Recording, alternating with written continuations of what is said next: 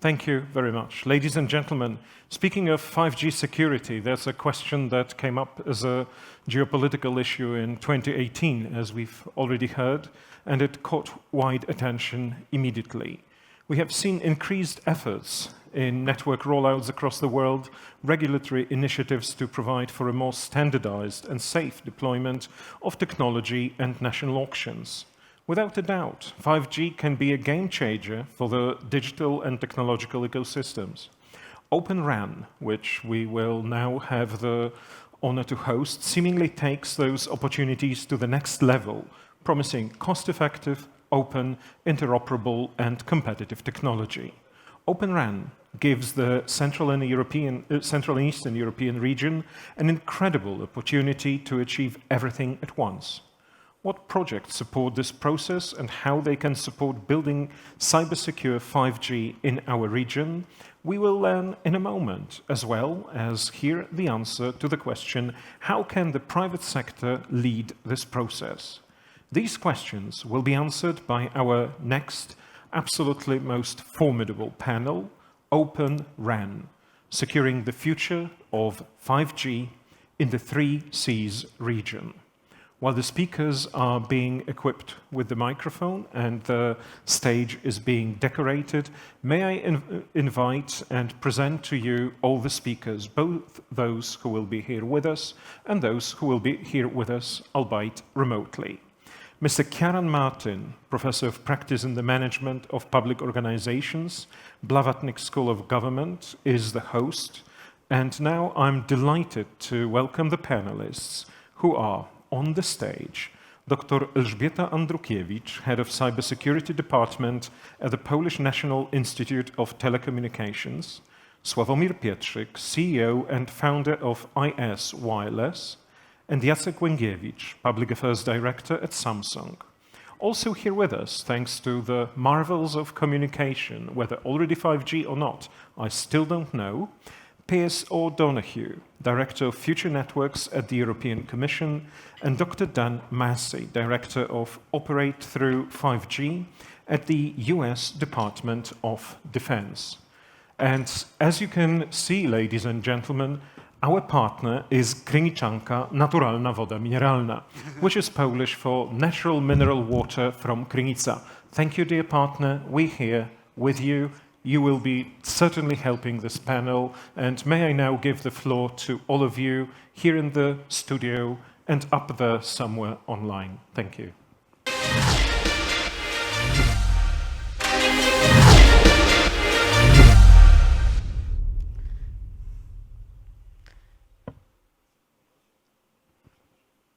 Session. I will try to do my best to host it remotely. Thank you for that kind introduction and especially for pronouncing the name of the sponsors, as that would have been beyond my limited grasp of the Polish language. I hope you can hear me okay. There's a little bit of an echo, but I shall try to do our best. You've given the session its formal title. I like to think of it as Open RAN, what's the catch? Or is there a catch? This is an exciting opportunity for open, free, competitive, high-tech development for all of us in the free world. So it's something that has captured the imagination and we hope will allow us to move on from the difficult discussions of the last few years. But like all good things, if it was that obvious, wouldn't it be working by now? What are the obstacles? What are the challenges? How do we make this work?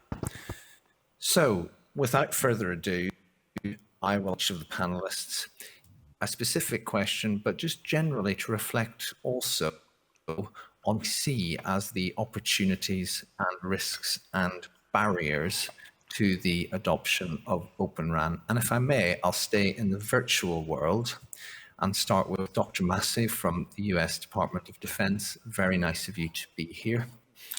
And I suppose, as well as the general question about the opportunities of Open RAN from the US government perspective, Dan, what's going on? What are the doing in the US government. We've read of a lot of activity. The Department of Defense has revealed plans for a new 5G challenge for open 5G ecosystem. The NTIA, as part of your Department of Commerce, has sort of issued an ultimatum to say, deliver something to type. So could you just maybe update us on what's happening? And also perhaps, given that it is a European audience, open is very, but some people will say, well, maybe it's just American protectionism in another guise. That there may be a catch for Europeans. So perhaps a reflection on that as well. The floor is yours, and thank you.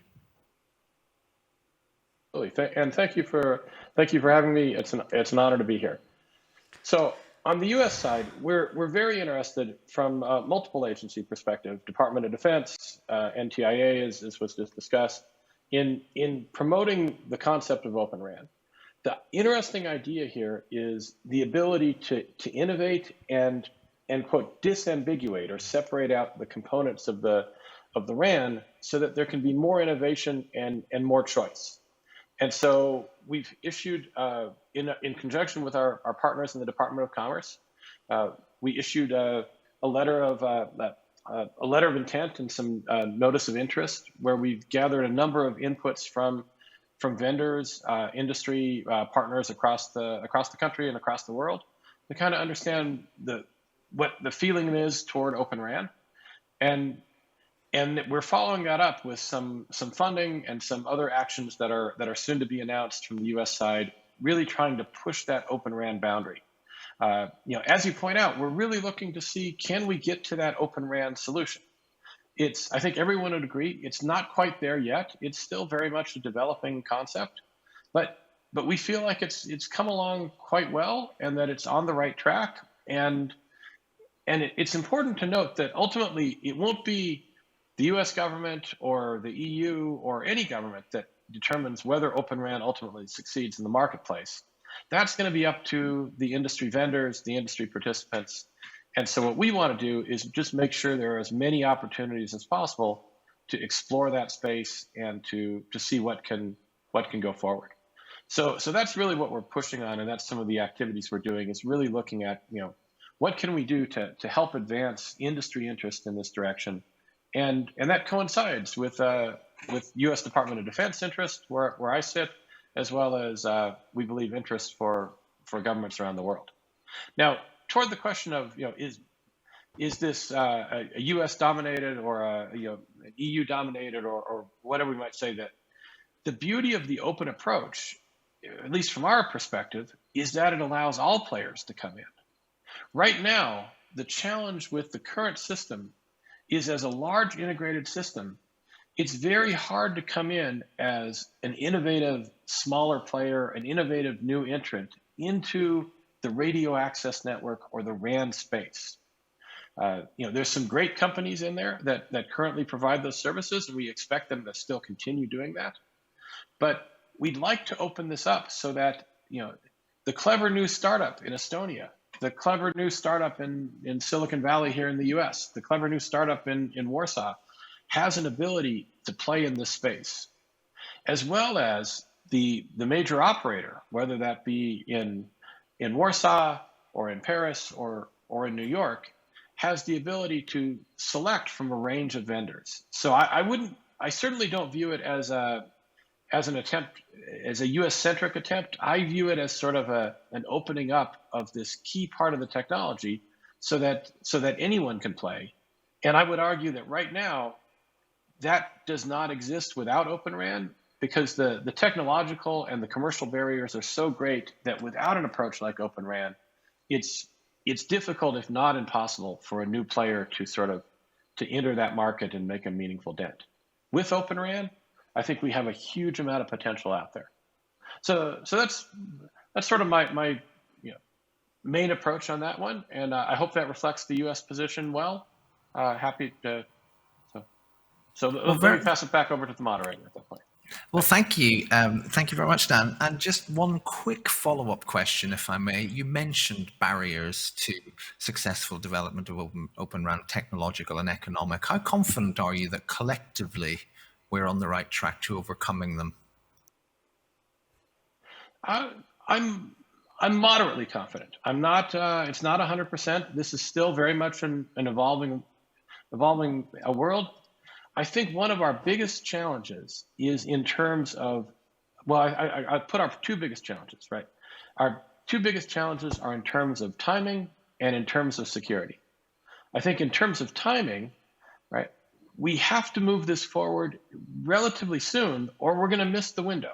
And effectively, if we say, you know what, let's revisit Open RAN in a few years, 5 years, 10 years down the road, at that point, it's likely too late. And the massive investments going in from industry will have already gone a different direction. It'll be very hard to retroactively come back and open it up. So I think now is really the key time. So if I have a worry, one of my worries is about the speed at which this can happen. My second worry is more of a security concern. And in that sense, I consider myself primarily a cybersecurity person, more so than a 5G person. I'm also a strong believer that open systems are inherently more secure than closed systems. And that reflects a strong position. I think that we will do a better job with security in an open system than we do in closed systems. And so I know there's a security, we need to make sure we do the security right, but I think we have a better chance to do that in an open world. So it's the timing and the security are the pieces that give me some pause in terms of the confidence, but I do believe we're on the right track, and I'm optimistic that industry is going to happily adopt this direction and will really drive the way forward. Thank you. Well, thank you very much for dealing with the follow-up. And perhaps if I can stay in the virtual world of virtual contributors and bring in Dr. Pearse O'Donoghue from the perspective of the EU as a whole. And again, interested in your general reflections on the opportunities of Open RAN. But as Dan has said, Pearse, we've got a vision where startups anywhere in the EU might be able to make a big breakthrough. What do you see as the technological and economic barriers to success, and what do you need to happen both at institutional level in the EU and elsewhere in the private sector? Well, thank you. First of all, can you hear me? I was a bit worried that I couldn't be heard. Perfectly. Good, thank you. So thank you for the question, because it's, first of all, the industry who are pushing this architecture, this approach to network configuration, really need to prove the security of the systems that are being put forward. Because here in Europe, we are pushing hard on the rollout of 5G to meet our 5G action plan targets. And we can't let any uncertainties interfere with the timing of that rollout. And when we do have some questions still on security, also on environmental impact, etc., those are issues which, in the first instance, working with industry, we need to clarify. So in a framework that some of the participants are familiar with under our 5G toolbox, already the member states are looking in detail under the guidance of ENISA, the European Cybersecurity Agency. And they have engaged already in work which should give us an in-depth and objective view on the security risks and, of course, the security benefits that the Open RAN architecture, the Open RAN approach can provide. But until we've actually come to a clear conclusion about that, there are certain points that have already been mentioned. There is an increased attack surface, an even greater reliance on the software-driven components, which was always going to be the way for the evolution of 5G towards 6G anyway. But then you need to be very clear about your software components and, of course, the transparency and governance of any open source approach, which a priori we support, but it has to be very robust. So those are issues where we have to bring the industry, those developing the technology, the architecture rather, and of course the member states who have a keen interest in the security of these critical networks. And then economically, we do have to be careful, of course, that the radio access network is only one part of the value chain. And there may be a greater scope for economy, for security, and of course for innovation and modernization in other elements of the equipment, including, of course, the mobile equipment itself, and then in the suite of services that can be offered by new entrants as much as existing players in the market. So the last point I would make, of course, is it is wrong to suggest that somehow we have a system that is broken. Europe has two strong global providers of telco equipment and network equipment in particular. And there's nothing to suggest that that is a problem. So we're not going to throw the baby out with the bathwater. We do know that those providers too are looking at and will no doubt adapt to Open RAN architecture in the future. And that is something which we want to do in full transparency. So if there are new entrants, of course, that they do have an opportunity to play alongside the existing providers. So I hope that's enough as an early answer to your questions. Thank you. It really is, and thank you. I may well come back to some of the points you mentioned on the 5G toolbox in particular, and the point's very well taken about the existing commercial capability in the European Union with the two giants in particular. But I should bring in some of the people in the conference itself. So let me turn to Dr. Elżbieta Andrukiewicz, Head of Cybersecurity at the National Institute of Technology in Poland. And I was going to ask you about certification. So one of the solutions to the security solutions is certification, the clear rules and requirements for the providers that they should adhere to. But it's not that easy, otherwise we'd have done it by now. And the EU is working on a certification scheme linked to the cybersecurity strategy. So how does your institute support this work, and what do you think should be required from the tech providers for their solutions to be widely accepted in the EU market? Okay, thank you, Ciaran, for question. And I would like to just start with what was the last few words from Pearse and about the strategy of the European Union. One of the technical measures to commensurate the risks related to the 5G security is the certification. So that is a very important thing to know, that certification means two. One is a confidence and the other is assurance. Let me start with some general statement about this, because it's really important to know that the confidence is what you can see as the market, as the consumer, whether you are confident that the product is secure and fulfill the requirements or not. And the other part of this picture is assurance.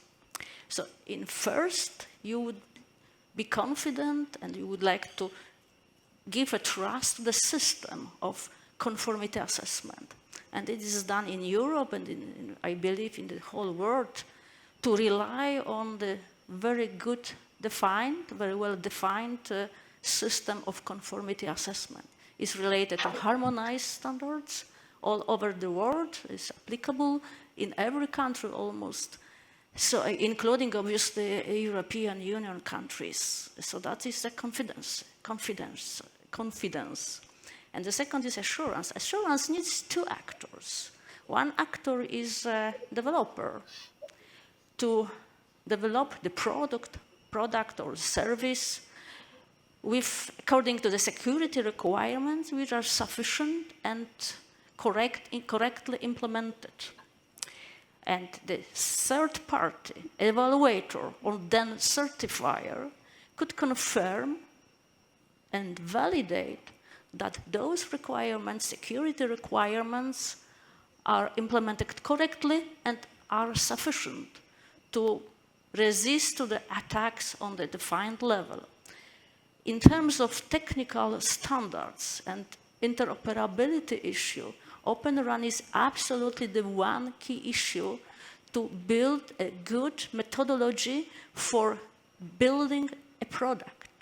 So that means it's comparably easy to check, to demonstrate, to prove its robustness and correctness of implementation in the aspect of security. That is the most important issue. Obviously, certification has some disadvantages. You know that it seems to be a lot of claims and requests that the certification is some sort of lengthy, expensive process and not very flexible.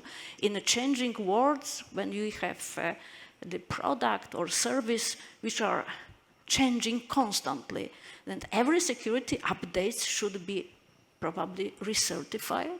That is the question given by the market. Obviously, the European Union has an answer.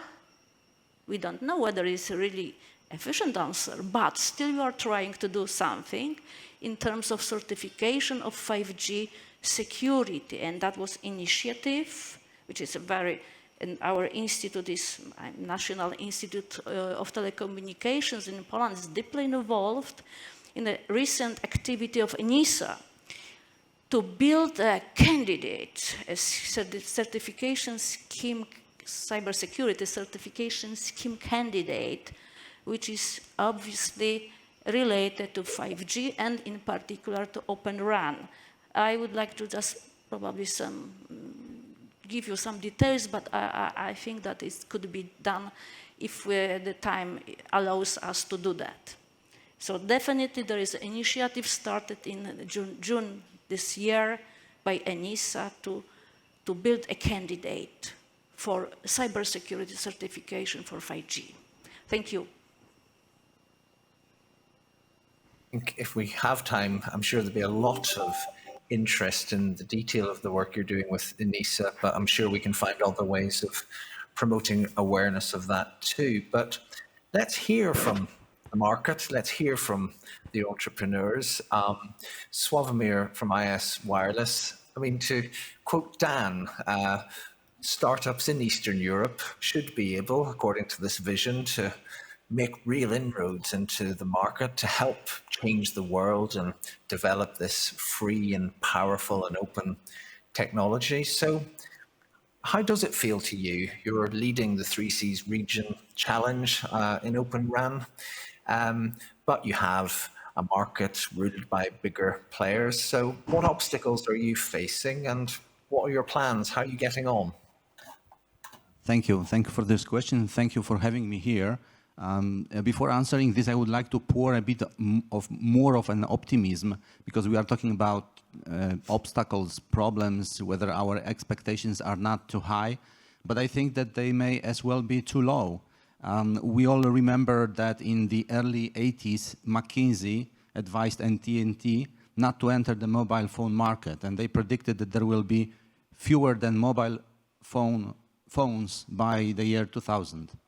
And of course, there were around 100 million mobile phones by the year 200. So what happened?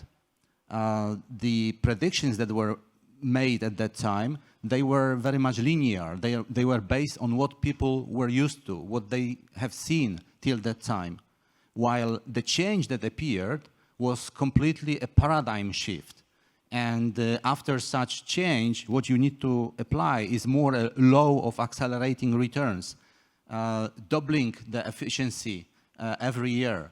So I do believe that Open RAN is such a change, is such a breakthrough, which means that our expectations might be really underestimated, that it might really be a boost. By the way, the market requires this because the traffic in the networks raises exponentially, and there are no business models right now based on the classical approach able to satisfy this.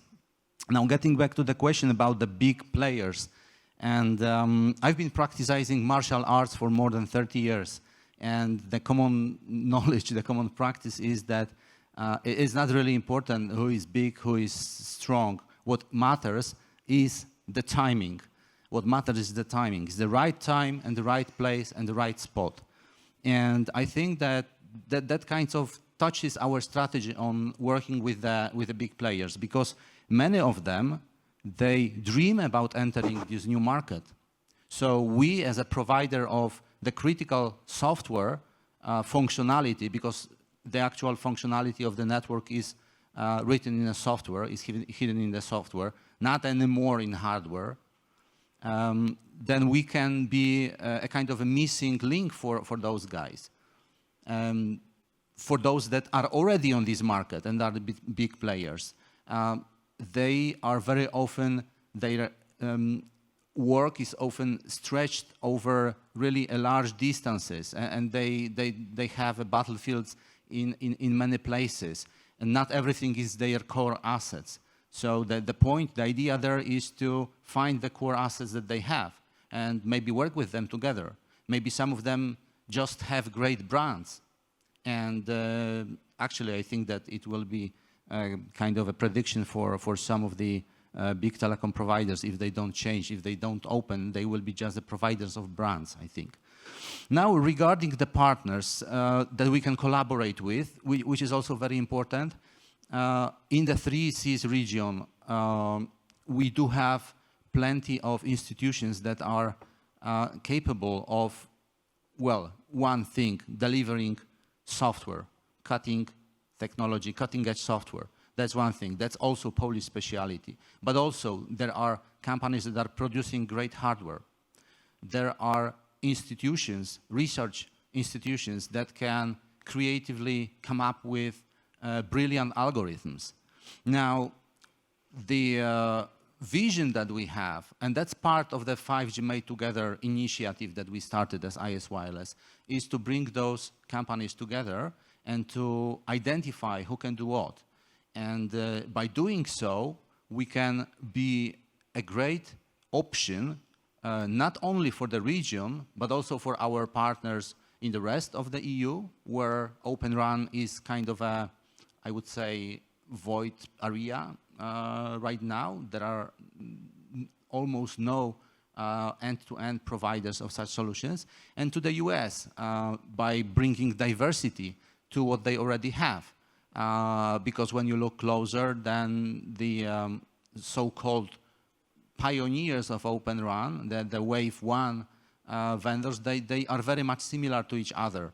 And we believe that we could provide great diversity to this. So that would kind of conclude the answer. For the negative framing of some of my questions, although I'm pleased to be sharing this from a distance, given your 3 decades of experience in martial arts. If we turn then to our colleague from Samsung and Jacek, as one of the big players, big global player, but you've recently announced that you're planning to bring commercial Open RAN to Europe, to the UK, as in partnership with Vodafone. So that's, I understand, your first wide-scale deployment in Europe, in this continent of Open RAN. So could you tell us a little bit more about your plans, and in particular, the issue and the challenge of security in Open RAN and how you're dealing with that? Yes, thank you.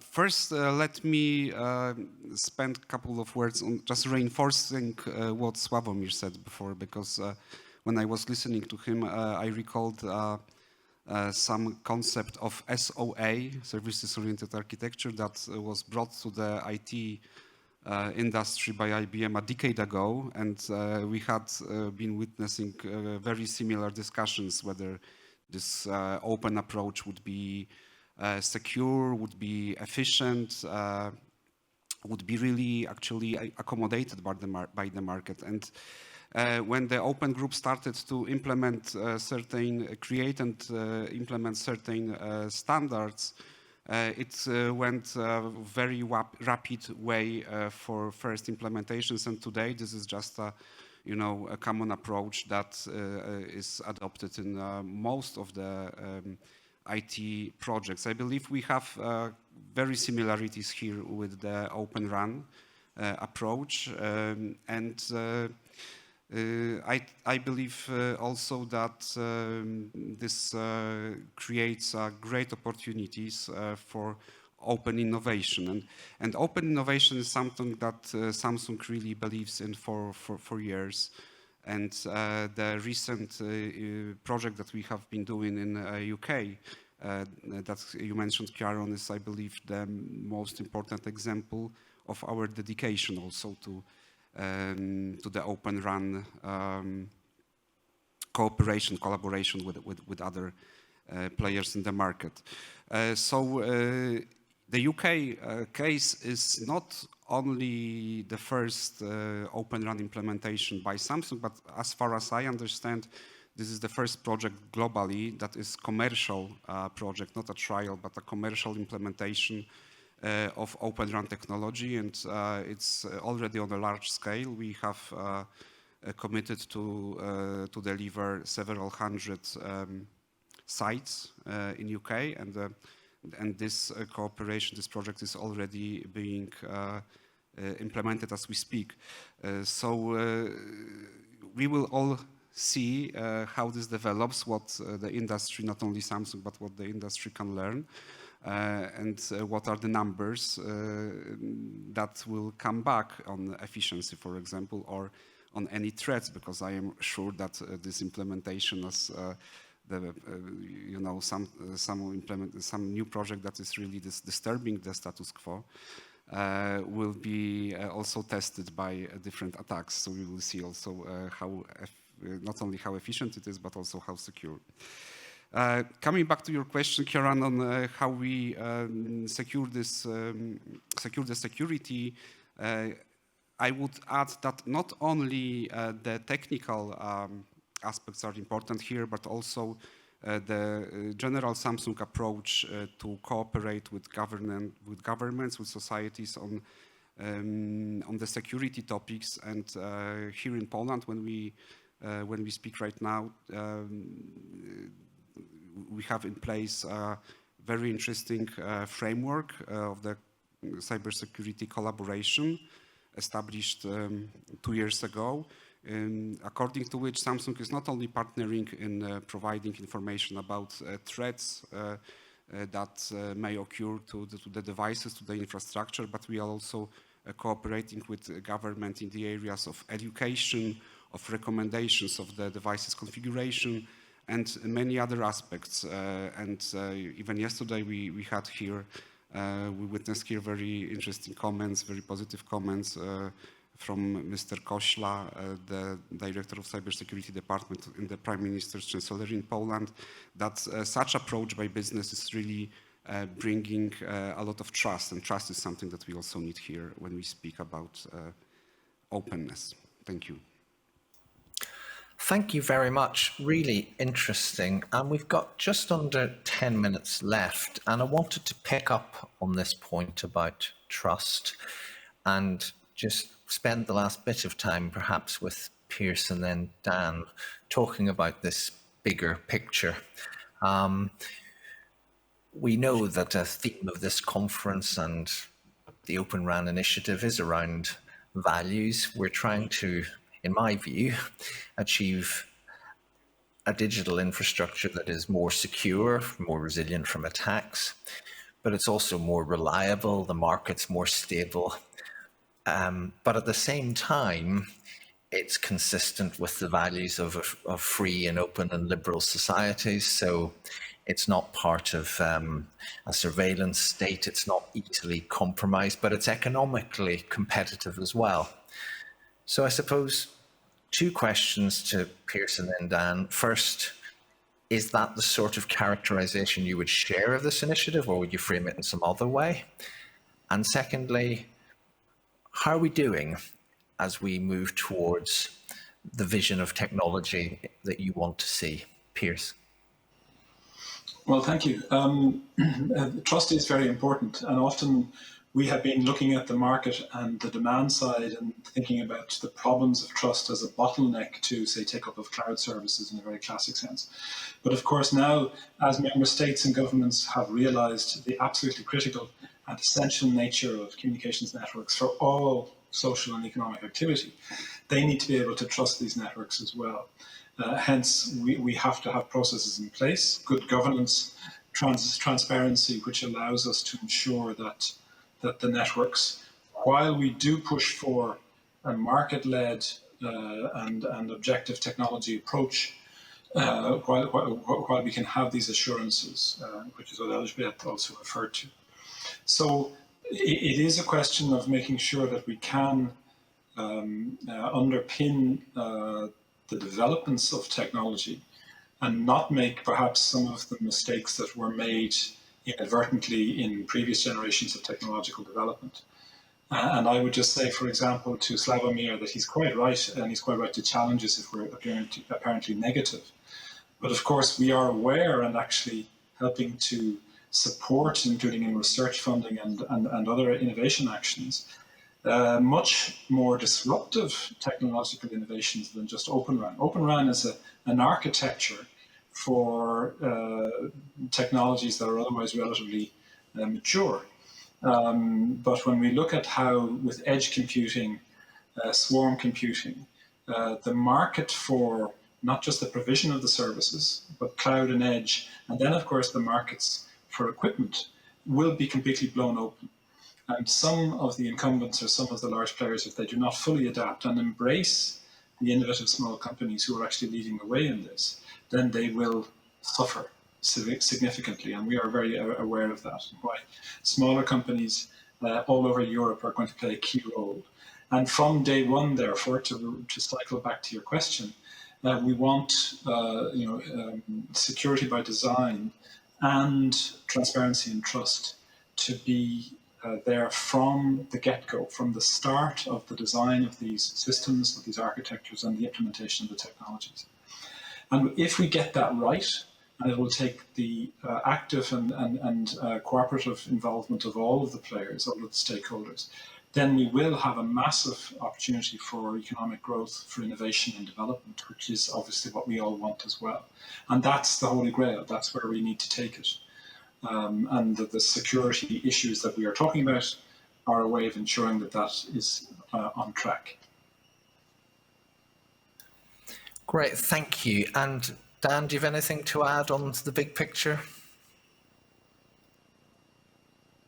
Things to add in there. So first, I completely agree with the comments, and especially if we came across as negative on Open RAN, that's not intended and not where we're going. We are putting in a substantial investment into Open RAN. We're very supportive of it.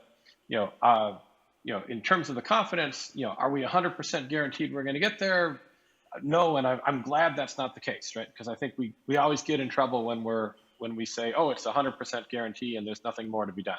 So I think the message I hope is coming across is good work to be done, a lot of interesting investment being put into this area, some challenges to overcome, but I expect we're going to meet and overcome those challenges. Toward the security, I completely agree with the concept of, right, what we need is market-led with assurance, right? So the market is going to lead the Open RAN direction. That will always be the case. If you look simply at the sheer investment in terms of amount of money invested, right? The governments together will never be able to match what the major players as well as the startups and venture capital and everyone is putting into this market. So we have to recognize it'll be market-led, and that's a good thing. Now, what we can do on the security side is what we often say on our side is we want security to be built in rather than bolted on.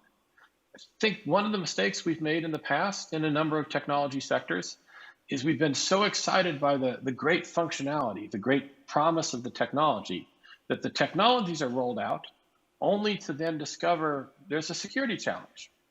And we have to then go back and retrofit the systems to address security.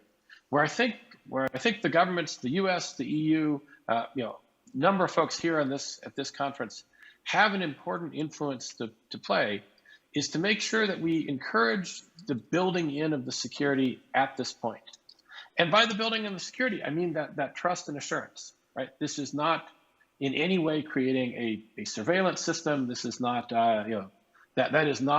that's not our interest. That's not what will occur. That's not the intention.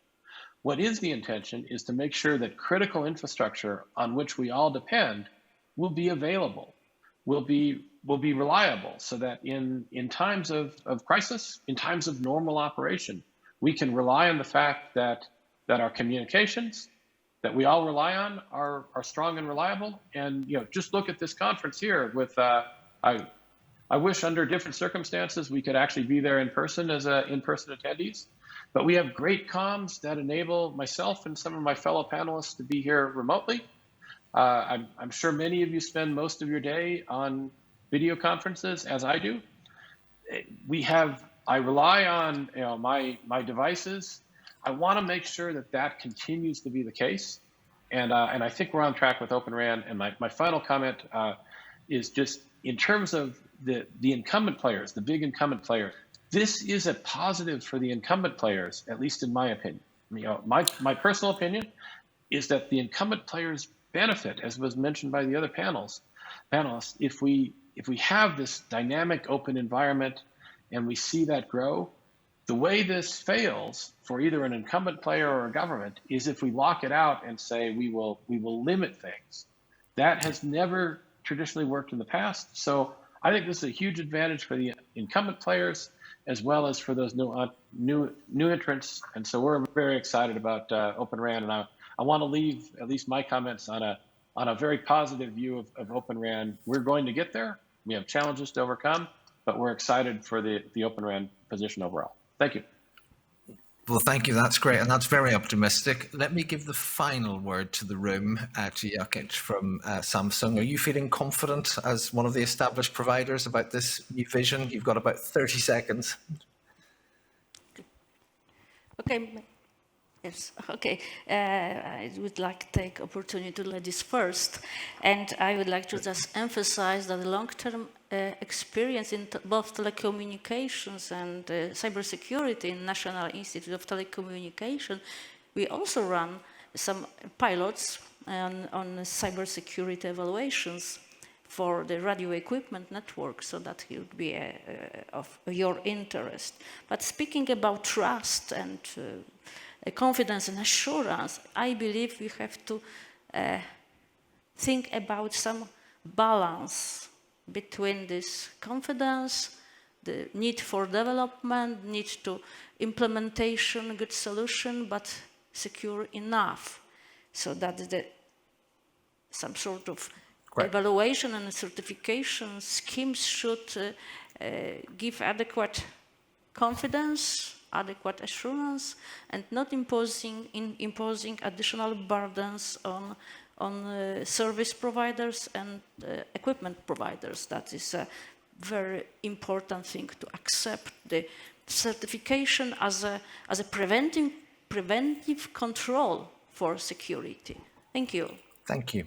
And final word, sorry, Sławomir, but just final word to Samsung. And are you optimistic? Yeah, I'm absolutely optimistic, and responding to your question whether I feel confident, it's like we are a very strong and healthy company, and I believe that we also bring a lot of certainty to this Open RAN society, and we are very open to work with startups, with other large but also medium-sized companies, and I believe that this open collaboration really will make some disruption, and every market needs some disruption from time to time. So looking very, very optimistic towards what the close future brings. Well, optimistic disruption is a good note to end on. Thank you to all the panelists. Thank you to the excellent organizers and sponsors, and see you soon. Thank you. Bye. Thank you very much. Thank you.